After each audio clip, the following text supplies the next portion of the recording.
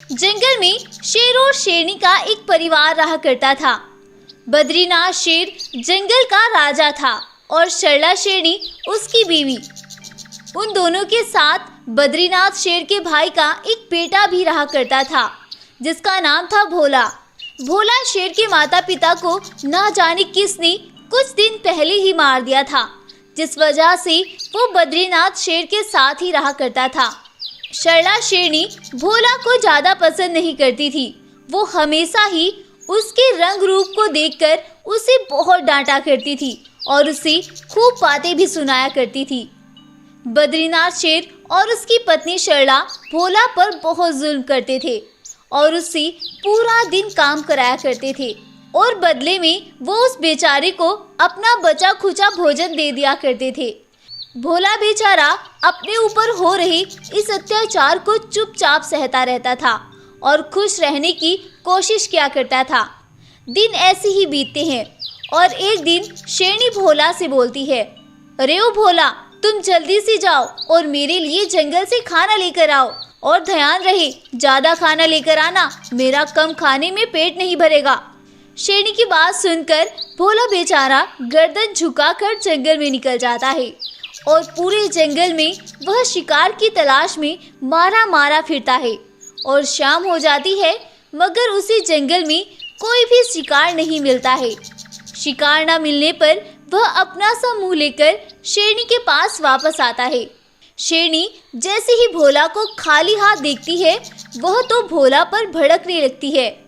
अरे ओ निकम्मे, तू सुबह से शिकार लेने गया हुआ है और अब शाम होने पर वापस आया है, वो भी खाली हाथ। चल निकल जा यहाँ से, और आज के बाद अगर मैंने तुम्हें यहाँ दिखा तो जान से मार डालूंगी। चलो जाओ यहाँ से।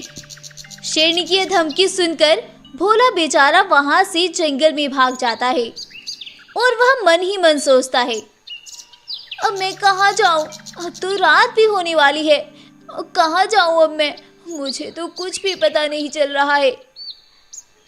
ये सब सोचता हुआ वो जंगल में आगे बढ़ता है, लेकिन तभी कुछ दूर चलने पर वह देखता है कि उसके सामने कई सारे मानव बाघ ना जाने कहां से आकर खड़े हो जाते हैं। उन सभी मानव बाघों को देखकर भोला डर जाता है और वो डरते हुए बोलता है, कौन हो तुम और तुमने मेरा रास्ता क्यों रोक लिया? मुझे जाने दो, मुझे जाना है। हाँ क्यों नहीं, लेकिन पहले हम अपना काम तो कर ले। ऐसा बोलकर वो जालिम मानव बाघ भोला शेर की आंखें निकाल लेते हैं और वहां से भाग जाते हैं और भोला को वापस जंगल में ही छोड़ देते हैं। अब तो भोला बिल्कुल लाचार हो चुका था। वह पूरी रात जंगल में ऐसे ही भटकता है और पेड़ों से टकराता फिरता है। अगली सुबह होती है और जब जंगल के जानवर भोला को इस हाल में देखते हैं तो वह उसे उठाकर बद्रीनाथ शेर के पास लेकर जाते हैं, लेकिन वो दोनों जालिम उसे अपने पास रखने से इनकार कर देते हैं और बोलते हैं, अरे इसे यहाँ से लेकर जाओ, मैं क्या करूँगा अब इसका, और मैं इसे कहाँ से लाकर खिलाऊंगा? भोला जाओ यहाँ से। उन दोनों के ऐसे धुतकारने पर भोला वापस से जंगल में चला जाता है और ऐसे ही जंगल में भटकने लगता है और जंगल में ऐसे ही भटकती भटकती वह एक जादुई मणि से टकरा जाता है। उस जादुई मणि से टकराते ही भोला शेर की आंखों की रोशनी एकदम से वापस आ जाती है और उसे सब कुछ दिखने लगता है और वह एक जादुई शेर भी बन जाता है। अपने पास इतनी शक्तियाँ देखकर शेरू खुश हो जाता है और वह वापस से दौड़ता हुआ बद्रीनाथ शेर के पास जाता है और वहां जाकर वह राजा शेर को सारी बातें बताता है और बोलता है, अंकल आंटी, आप प्लीज़ मुझे अपने पास रख ले, चाहे उसके बदले मुझसे मेरी सारी शक्तियाँ ले ले, लेकिन मुझे अपने पास रख ले प्लीज़, मुझे इस जंगल के बारे में कुछ भी नहीं पता है। भोला की बातें सुनकर बद्री शेर खुश हो जाता है और वह बोलता है, अच्छा ठीक है, लेकिन पहले तुम अपनी सारी शक्तियाँ हमें दे दो। भोला बेचारा तो मासूम था और वह उसे अपनी सारी शक्तियाँ देने लगता है, लेकिन जैसे ही वह शक्तियाँ उन दोनों के अंदर जाती है वो दोनों एकदम से नीचे गिर जाते हैं और वहीं पर मर जाते हैं। ये चमत्कार देखकर भोला एकदम से चौंक जाता है और फिर वह खुश भी होता है। शेरू के पास जादुई शक्तियों की बात सुनकर उसके पास जंगल के जानवरों की भीड़ इकट्ठी हो जाती है और वो सभी उन दोनों जालिमों के मरने पर बहुत खुश होते हैं और वो शेरू को ही अपने जंगल का राजा बना लेते हैं और फिर जंगल में सिर्फ शेरू का ही राज चलता है और वो सभी खुशी खुशी रहने लगते हैं। इस कहानी से हमें सीख मिलती है कि सब्र करने से हमें हर वो चीज़ मिल जाती है जिसकी हर कोई आस भी छोड़ देता है और बुरा करने वाले के साथ हमेशा बुरा ही होता है। कैसे एक महान सफेद शेर और उसकी सेना ने गुजार दिए बाघ की कैद में 25 साल और आज 25 साल बाद बद्री बाघ सफेद शेर को कैद से आजाद होने का एक मौका देता है और उससे बोलता है, ओए सफेद शेर, अगर तू चाहता है कि तू इस कैद से आजाद हो तो आज तुझे मेरे सामने इस गाय के पूरे परिवार को खत्म करना होगा, तब मैं तुझे इस कैद से आजाद कर दूंगा। बोलो, है मंजूर? बद्री बाघ की बात सुनकर सफेद शेर बोलता है, नहीं, मुझे ये मंजूर नहीं है। मैंने जैसे 25 साल इस कैद में गुजार दिए और भी 25 साल मैं इस कैद में ही गुजार सकता हूँ, लेकिन मैं किसी मासूम जानवर को तेरी तरह नहीं मार सकता। रघु शेर की बात सुनकर बाघ गुस्से में आ जाता है और वह सफेद शेर को खूब मरवाता है और फिर से उसी कैद में बंद करवा देता है। आखिर ऐसा क्या हुआ जो इस बाघ ने सफेद शेर और उसकी सेना को 25 साल से कैद में रखा हुआ है? चलिए जानते हैं। आज से 25 साल पहले रघु शेर सुंदरवन जंगल का राजा था। रघु शेर जंगल में अपने सिपाहियों के साथ खुशी खुशी रहता था और अपने जंगल की खूब देखभाल किया करता था। उसी जंगल में बद्री बाघ भी रहा करता था। बद्री बाघ बहुत ही खतरनाक और खूनी बाघ था। वह आए दिन जंगल के जानवरों को परेशान किया करता था और जंगल के जानवरों पर खूब रौब चलाता था और उनसे अपने सभी काम कराया करता था। ओए गाय, जरा जल्दी जल्दी पैर चलाओ, मेरे पास इतना वक्त नहीं है, मुझे और भी काम करने हैं। गाय बेचारी डर डर में बाघ के सभी काम करती है और वहां से तेजी से दौड़ती हुई निकलती है। जब गाय रास्ते में तेजी से दौड़ती हुई जा रही थी तो उधर से रघु शेर आ जाता है और वह जब गाय को इतना परेशान देखता है तो बोलता है, अरे गाय बहन, आखिर क्या बात है?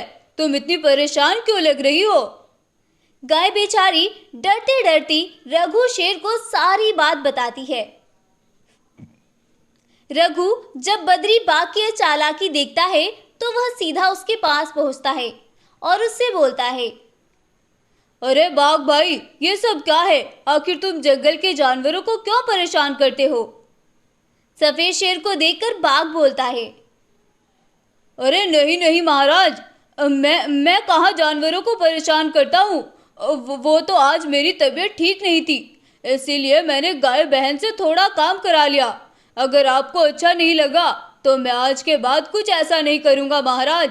बद्री बाघ की बातें सुनकर सफेद शेर वहां से चला जाता है और बाघ अपने मन में सफेद शेर के लिए भी दुश्मनी पाल लेता है और वह रात होने पर गाय का पीछा करता है और उस गाय को जान से मार डालता है। सुबह होने पर जब रघु शेर अपने सिपाहियों के साथ जंगल में निकलता है तो वह गाय को मरा हुआ पाता है। अरे ये तो वही गाय है जो मुझे कल परेशान मिली थी। आज इस बेचारी को किसने मार दिया? तब उसे गाय की दोस्त हिरन सारी बात बताती है। महाराज, गाय बहन को बद्री बाघ ने मारा है। कल उसने जो आपसे शिकायत की थी तभी से ही बद्री गाय को मारने के लिए उसका पीछा कर रहा था और रात में उसने अपना मकसद पूरा कर लिया। वो हमेशा ऐसा ही करता है, हम सभी जानवरों को वो ऐसे ही परेशान करता है। रघु शेर यह सब सुनकर बहुत गुस्से में आ जाता है और वह तुरंत ही बद्री की गुफा पर पहुंचता है। बद्री, तुमने अच्छा नहीं किया उस गाय को मारकर। तुम आज इस जंगल को छोड़कर चले जाओ, नहीं तो मैं तुम्हें मार डालूंगा। रघु शेर को गुस्से में देखकर बद्री वहां से चला जाता है लेकिन अगले दिन वह अपने साथ बाघों की सेना को लेकर जंगल में वापस आता है। लेकिन अगले दिन और वह सफेद शेर के सिपाहियों को एक एक करके कैद कर लेता है। अब बद्री बाघ सफेद शेर के पास पैगाम भिजवाता है और उसका एक सिपाही सफेद शेर के पास पहुंचता है। रघु शेर महाराज, बद्री ने आपके लिए पैगाम भिजवाया है कि आपके सिपाही बद्री की कैद में है। अगर तुम चाहते हो कि वो सही सलामत रहे तो जल्दी से बद्री के पास पहुंच जाओ और अपने सिपाहियों को आजाद करा लो। रघु शेर बिना कुछ सोचे समझे जल्दी से दौड़कर बद्री के पास पहुंचता है और वहां जाकर वह सभी सिपाहियों को बद्री की कैद में पाता है। लेकिन इतना तक सफेद शेर कुछ करता, बद्री की सेना सफेद शेर को भी कैद कर लेती है। हा, सफेद शेर, अब तुम्हारा और तुम्हारे जंगल का क्या होगा? अब इस जंगल पर मैं राज करूंगा और तुम मेरे गुलाम बनकर रहोगे। हा, अब देखो मेरा कहर। तब से अब तक बद्री बाघ ने सफेद शेर और उसकी सेना को कैद किया हुआ है और वो हर रोज सफेद शेर के सामने जंगल के जानवरों पर जुल्म करता है, लेकिन वो बेचारा कुछ भी नहीं कर पाता है। एक दिन बद्री किसी काम से दूसरे जंगल चला जाता है। तब केवल बद्री के सिपाही ही उसकी गुफा पर होते हैं और वो सभी खूब मौज मस्ती कर रहे होते हैं। तब सफेद शेर उनसे बोलता है, सिपाहियों, अगर तुम मेरा एक काम करोगे तो मैं तुम्हें एक ऐसा राज बताऊंगा जिससे तुम सभी आसमानों की सैर कर सकोगे और तुम सभी मेरे जैसे दूध के जैसे बन जाओगे। कुछ सालों पहले मेरा भी रंग इन सभी बद्दे सिपाहियों जैसा ही था, लेकिन जब से मुझे उस शक्ति का आभास हुआ है, मैं किसी भी जानवर को एक बहुत ही उम्दा रंग दे सकता हूँ और उसे आसमानों की सैर भी करा सकता हूँ। रघु शेर की बात सुनकर सभी मानव बाघ और बाघ लालच में आ जाते हैं और वो बोलते हैं, अच्छा ये बात है, लेकिन इसके लिए मैं क्या करना होगा? इसके लिए तुम्हें ज्यादा कुछ नहीं करना है, बस तुम मुझे थोड़ी देर के लिए इस कैद से आजाद कर दो और मेरे सिपाहियों को भी। फिर हम सभी मिलकर तुम्हें आसमानों की सैर कराएंगे। उसके बाद तुम हमें फिर से बद्री के आने से पहले इसके अंदर कैद कर देना। रघु शेर की बात उन सभी बाघों को अच्छी लगती है और वो सभी शेर और उसके सिपाहियों को आजाद कर देते हैं। वो बेचारे रघु शेर की चालाकी नहीं जान पाए थे। उन्हें तो उसके बारे में ज्यादा कुछ मालूम भी नहीं था। सफेद शेर और उसकी सेना आजाद होते साथ ही उन पर हमला कर देते हैं और उन सभी सिपाहियों को कैद कर लेते हैं। अगली सुबह होने पर जब बद्री जंगल में आता है तो जंगल में सब उल्टा हुआ पाता है। वो ये सब देखकर हैरान और परेशान हो जाता है कि आखिर ये सब कैसे हुआ। तब रघु बोलता है, अरे बद्री मेरे दोस्त, अगर तुम इन सिपाहियों को दूसरे जंगल से इकट्ठा करके ला ही रहे थे तो इन्हें हमारे बारे में कुछ बता तो देते। मैंने एक वार किया और ये सब मेरी बातों में आ गए। हा, और अब तुम्हारी बारी है। रघु की बात सुनकर बद्री बाघ वहां से अपनी जान बचाकर भागने लगता है और सफेद शेर के सिपाही उसे चारों तरफ से घेर लेते हैं और उसे मार मार कर घायल कर देते हैं और वह सभी उसे भी कैद कर लेते हैं। बद्री बाघ, मैं तुम्हें इतनी आसानी से मौत नहीं दूंगा। उससे तुम क्या जान पाओगे कि 25 साल कैद में रहना कैसा होता है। 25 साल में तुमने हमें एक मौका दिया और मैंने उसे खाली नहीं जाने दिया। अब तुम भी यहीं मरो। जंगल के सभी जानवर सफेद शेर राजा को कैद से आजाद देखकर बहुत खुश होते हैं और वह सभी जंगल में खुशी खुशी रहने लगते हैं। कुछ दिन बीतने के बाद बद्री और उसके सिपाही कैद में ही मर जाते हैं और जंगल में फिर से खुशहाली आ जाती है। रुतवा भागिन और उसके सिपाहियों को पड़ी सफेद शेरों से दुश्मनी भारी। जंगल बहुत खूबसूरत था। उस जंगल में सफेद शेर अपने सिपाहियों के साथ रहा करता था। सफेद शेर का जंगल पर खूब दबदबा था। सभी जंगलवासी सफेद शेर की बात मानते थे और सिपाही पूरा दिन जंगल की देखभाल किया करते थे। लेकिन राजा सिकंदर इन दिनों काफी परेशान था क्योंकि बीते कुछ दिनों पहले सिकंदर शेर के यहाँ एक खूबसूरत बेटे का जन्म हुआ था और अगले ही दिन ना जाने किसने उसे सिकंदर शेर की गुफा से गायब कर लिया था और आज तक भी सिकंदर शेर अपने बेटे का कुछ पता नहीं लगा पाया। इसीलिए सिकंदर शेर बहुत परेशान था और वह पूरा टाइम बस अपने बेटे को तलाश करता था और जंगल में मारा मारा फिरता था। उस जंगल में पहाड़ी के पीछे रुद्वा बागिन भी रहा करती थी। रुद्वा बागिन अपने आप को बहुत ताकतवर समझती थी और उसने अपनी जिंदगी को इतना आलसी बनाया हुआ था कि वह कभी भी अपने काम नहीं करती थी। उसने मानव बाघों की एक सेना बनाई हुई थी जो हर रोज उसके काम किया करते थे और रुद्वा बागिन को किसी और चीज से मतलब नहीं था। उसे तो बस जंगल की राजगद्दी से प्यार था।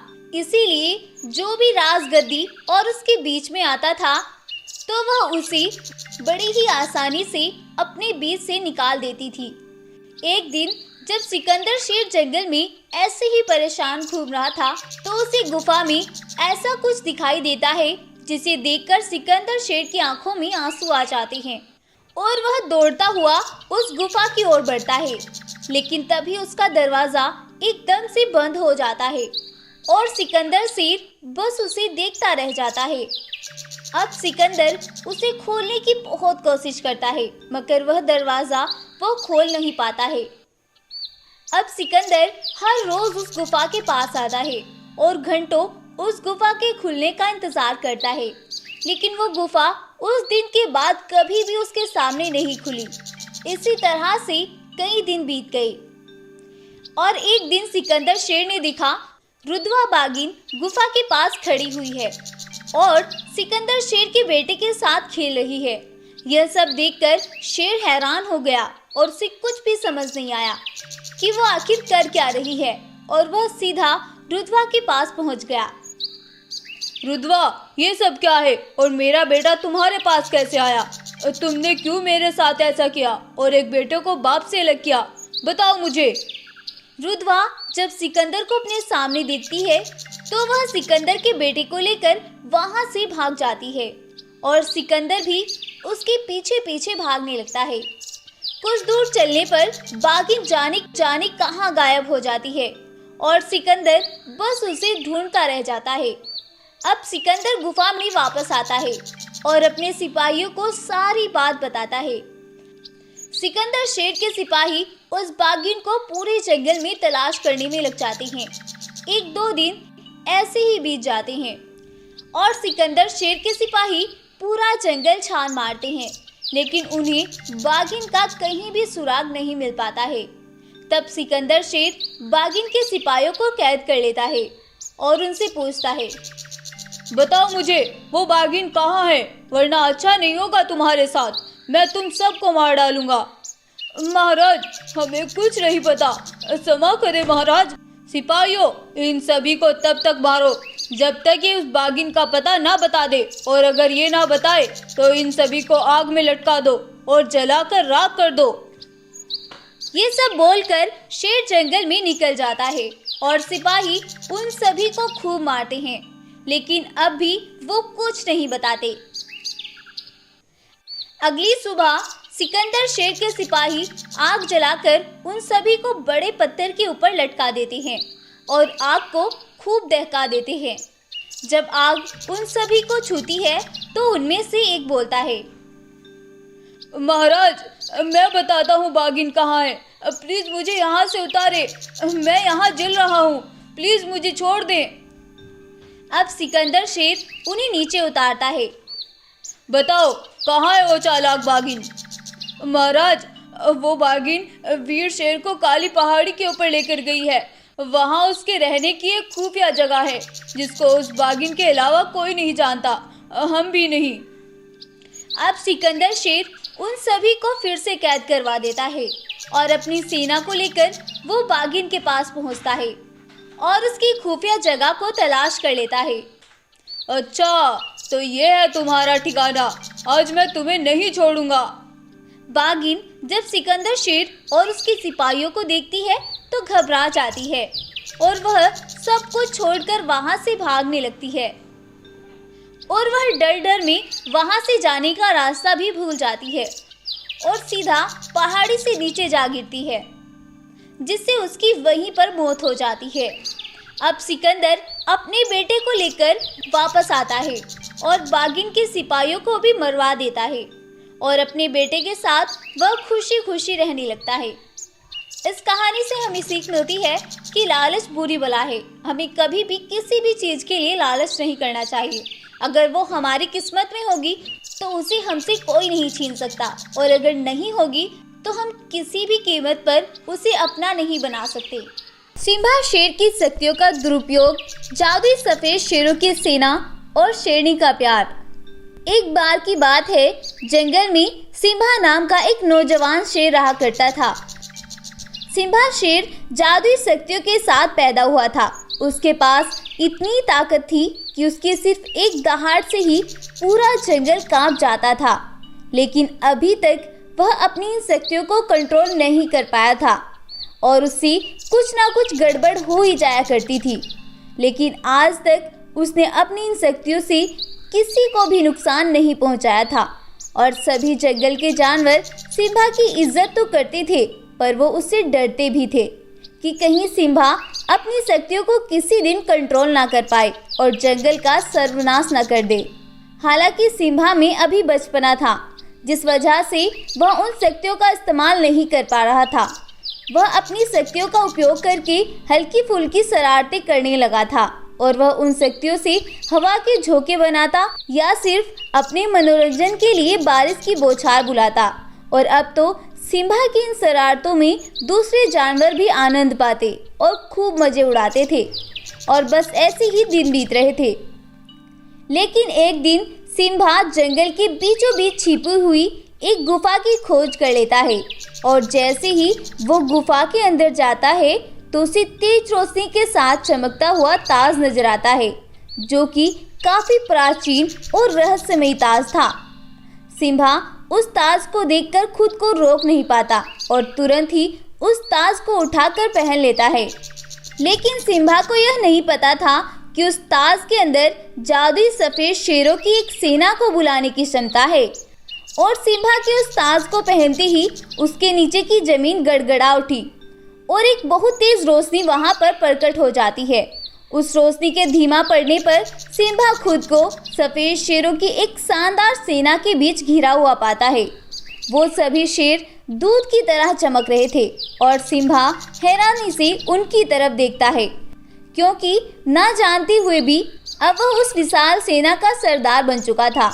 अब सिम्बा के पास बहुत ज़्यादा शक्ति आ गई थी, जिससे उसका अब कोई कुछ नहीं बिगाड़ सकता था और अब वह अपनी नई शक्तियों का इस्तेमाल अपनी शरारतों के लिए करना शुरू कर देता है और वह अपने नए दोस्तों के साथ मिलकर दूसरे जानवरों पर अत्याचार करने का आदेश देता है और ये सब करके उसको खूब मजा आता है।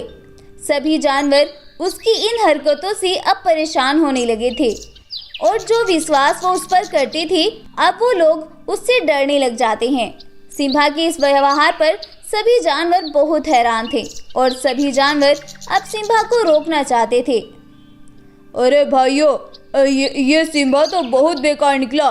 पहले तो ये सिर्फ शरारतें करता था, लेकिन अब ये हमको परेशान करने लगा है। हाँ भाइयों, गोरिल्ला भाई बिल्कुल सही कह रहे हैं। हम सब क्या करें, इस सिम्बा से कैसे छुटकारा पाएं? भाइयों, अगर ऐसे ही चलता रहा तो हमारा जंगल बिल्कुल बर्बाद हो जाएगा। कोई भी हमारे जंगल में आने से डरेगा और हमारा जंगल बिल्कुल बर्बाद हो जाएगा। ऐसा करते हैं, हम सभी सिम्बा के पास जाते हैं और उससे इस सब को रोकने की विनती करते हैं। क्या खबर वो हमारी बात मानकर ये सब बंद कर दे। बकरी की इस बात से सभी जानवर सहमति जताते हैं और सिम्बा की गुफा की ओर चल पड़ते हैं। वहां पहुंचकर वह सभी सिम्बा से ये सब बंद करने की विनती करते हैं। अरे सिम्बा भाई, आप हमारे साथ ऐसा क्यों कर रहे हो? आखिर हमने तुम्हारा क्या बिगाड़ा है? कृपया आप हम पर रहम करें और ये सब बंद कर दो। अरे बकरी, मैं कुछ गलत नहीं कर रहा हूँ। मुझे इस काम में मजा आता है और जिससे मुझे सुकून मिलेगा मैं वही करूँगा। अब तुम सब जा सकते हो, इससे पहले कि मेरा दिमाग खराब हो जाए। सिम्बा सभी जानवरों को ऐसे बोलकर वहां से भगा देता है और उनकी बात नहीं मानता। एक दिन जब सिम्बा अपनी नई शक्तियों का आनंद ले रहा था, उसने देखा कि सरला नाम की एक शेरनी उसे दूर से देख रही है। उसकी आंखें उदासी और निराशा से भरी थी। सिम्बा जब उसकी आंखों में देखता है तो उसको अपने किए कर्मों का एहसास होता है। अब वह सोचता है कि जिनकी वह सबसे अधिक परवाह करता था, अब वो उनको ही चोट क्यों पहुंचा रहा है। ये सब उस नई शक्ति का असर था, क्योंकि सिम्बा तो अपनी शक्तियों का इस्तेमाल जंगल और सभी जानवरों की मदद के लिए करता था, लेकिन अब उन शक्तियों की वजह से वह पागल होता जा रहा था। वह यह सब सोचते हुए सरला की ओर देखता है, लेकिन सरला वहां से अब जा चुकी थी, पर उसे अपनी गलती का एहसास हो जाता है और अब उसको उन सभी शक्तियों पर कंट्रोल करना था। ऐसे ही उसको रात हो जाती है और सिम्बा पूरी रात बिना सोए ही गुजार देता है। जैसे ही सुबह होती है, सिम्बा अपनी पूरी ताकत उन शक्तियों को काबू करने में लगा देता है और वह बार बार प्रैक्टिस करता है और काफ़ी देर प्रैक्टिस करने के बाद आखिरकार सिम्बा अपनी शक्तियों पर काबू पा लेता है और वह सीधा सरला के पास पहुंच जाता है। वह उसकी आंखें भूल नहीं पा रहा था, इसीलिए सरला के पास जाकर उससे बात करता है और उससे बोलता है, अरे सरला, मेरे से बहुत बड़ा पाप हो गया है, लेकिन तुम्हारा शुक्रिया मुझे सही रास्ता दिखाने के लिए। आज मैंने उन शक्तियों पर पूरी तरह से काबू पा लिया है। अब से मैं जंगल को सुधारने का काम करूँगा। आज के बाद मैं सारे गलत काम और सभी शरारतें छोड़ दूँगा और आज ही मैं सभी जानवरों से माफ़ी भी मांग लूँगा। सिम्बा की बात सुनकर सरला बोलती है, अरे अरे शांत हो जाओ, ये तो तुमने बहुत अच्छा किया सिम्बा, क्योंकि यदि तुम नहीं सुधरते तो हमारे जंगल का सर्वनाश हो जाता। सरला को सिम्बा का ये बदला हुआ बर्ताव देखकर आश्चर्य होता है, लेकिन उसको सिम्बा की आंखों में ईमानदारी दिखती है, जिससे वह उस पर विश्वास कर लेती है और उसका साथ भी देती है। ऐसे ही वो दोनों एक साथ जंगल को सुधारने के काम में लग जाते हैं और सारा काम एक साथ मिलकर करते हैं। साथ ही सिम्बा सरला के साथ जाकर सभी जानवरों से माफ़ी भी मांग लेता है और आगे से पूरे जंगल की रक्षा करने का प्रण भी लेता है और पूरे जंगल को फिर से खुशहाल बना देता है। और अब सिम्बा पूरे जंगल का राजा बन चुका था और साथ ही अब सिम्बा सरला शेरनी से प्यार भी करने लगा था और अब वह पूरा दिन उसके साथ घूमता और काफ़ी बातें किया करता था और बस इसी तरह से दोनों के बीच प्यार बढ़ चुका था। कुछ दिन बीतते हैं और अब सवाना के जंगलवासी मिलकर सिम्बा और सरला की शादी करवा देते हैं और वो दोनों खुशी खुशी उस जंगल में रहने लग जाते हैं। अब जब भी सिम्बा को उन सफ़ेद शेरों की सेना की ज़रूरत पड़ती, वो तुरंत अपनी शक्तियों का इस्तेमाल करके उनको बुला लेता और जंगल के भले के लिए अपनी शक्तियों का इस्तेमाल करता था। तो दोस्तों, आपको ये कहानी कैसी लगी आप हमें कमेंट करके ज़रूर बताएं और अगर आपको ये कहानी पसंद आई है तो प्लीज़ वीडियो को लाइक करें, शेयर करें और साथ में हमारे चैनल को भी सब्सक्राइब कर लें। Thank you.